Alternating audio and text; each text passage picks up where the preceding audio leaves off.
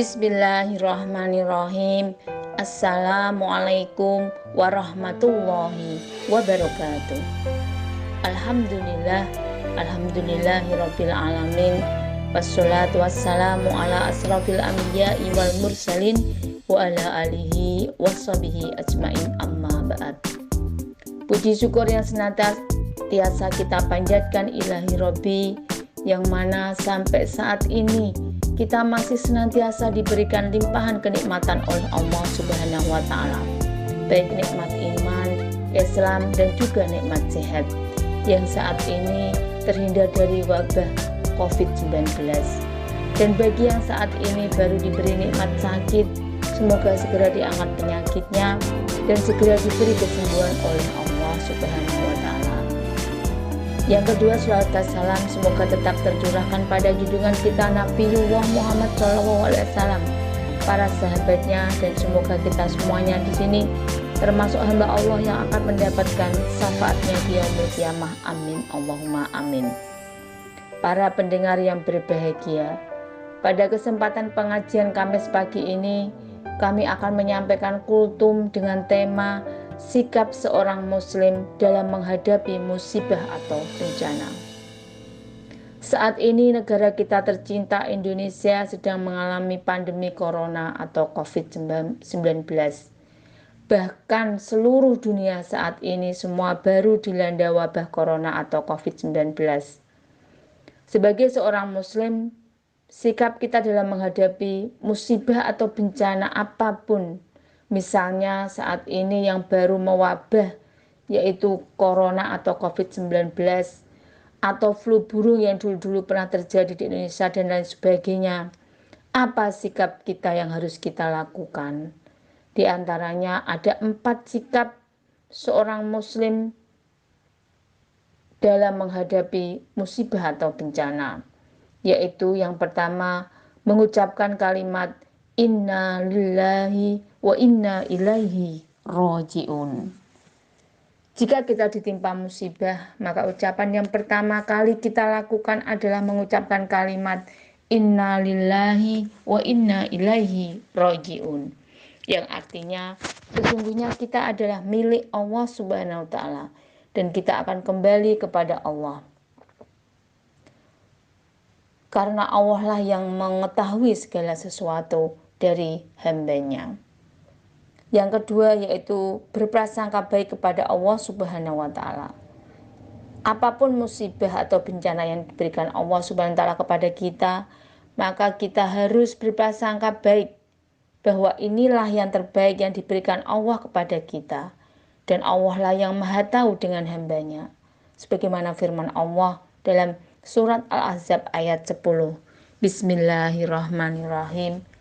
Idh ja'ukum min fawqikum wa min asfala minkum wa idh zaghatil absaru wa balaghatil qulubul hanajira wa tadunnuna billahi dununa, yang artinya ketika mereka datang kepadamu dari atas dan dari bawahmu, dan ketika tidak tetap lagi penglihatanmu dan hatimu menyesek sampai ke tenggorokan, dan kamu menyangka terhadap Allah Subhanahu wa Ta'ala dengan bermacam-macam prasangka.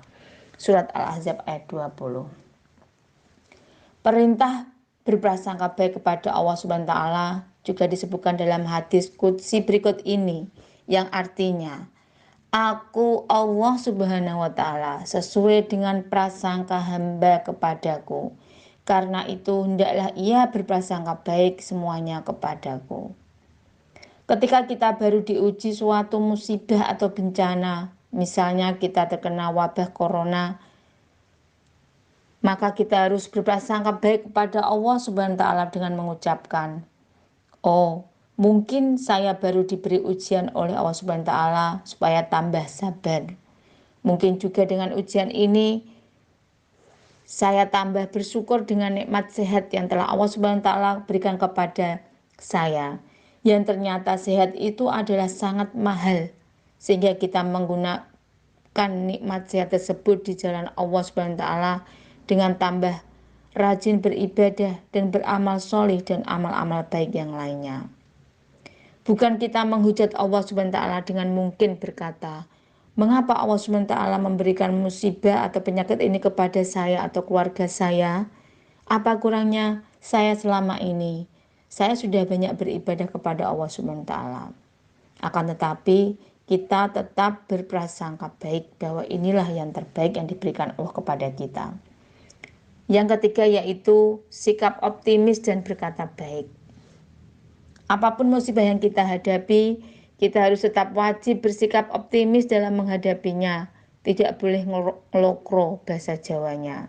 Misalkan kita diberi penyakit, kita semangat berobat dan berobat sampai sembuh. Karena penyakit itu datangnya dari Allah SWT.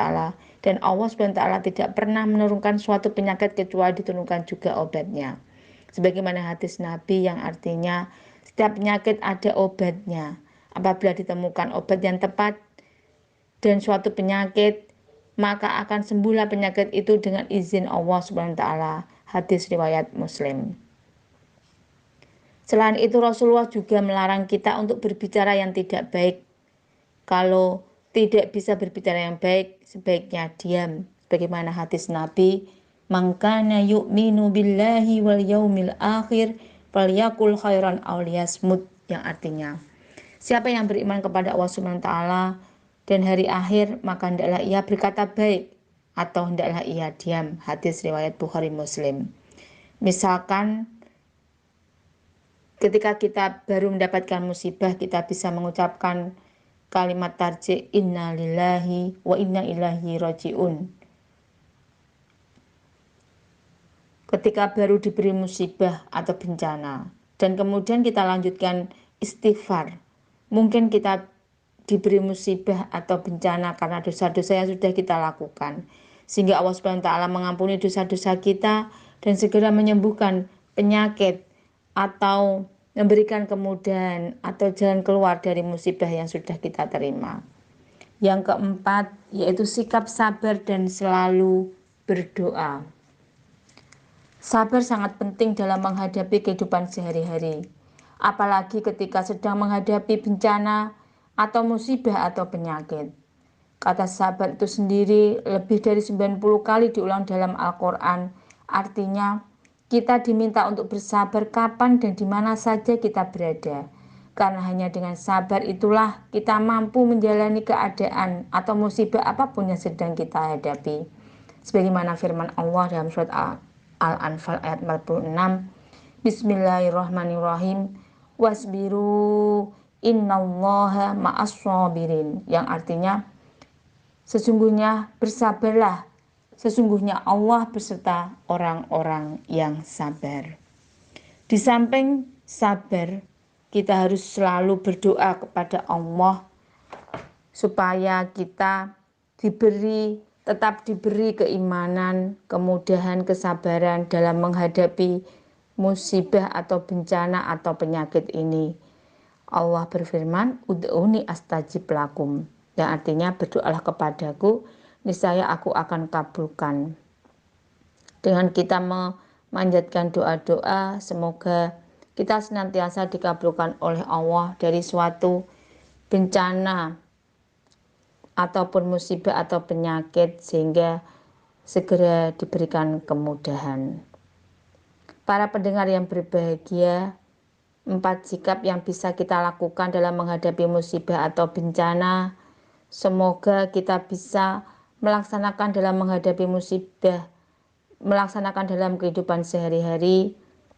Kurang lebihnya mohon maaf. Salam jumpa lagi di kesempatan yang akan datang. Billahi taufik wal hidayah. Wassalamualaikum warahmatullahi wabarakatuh.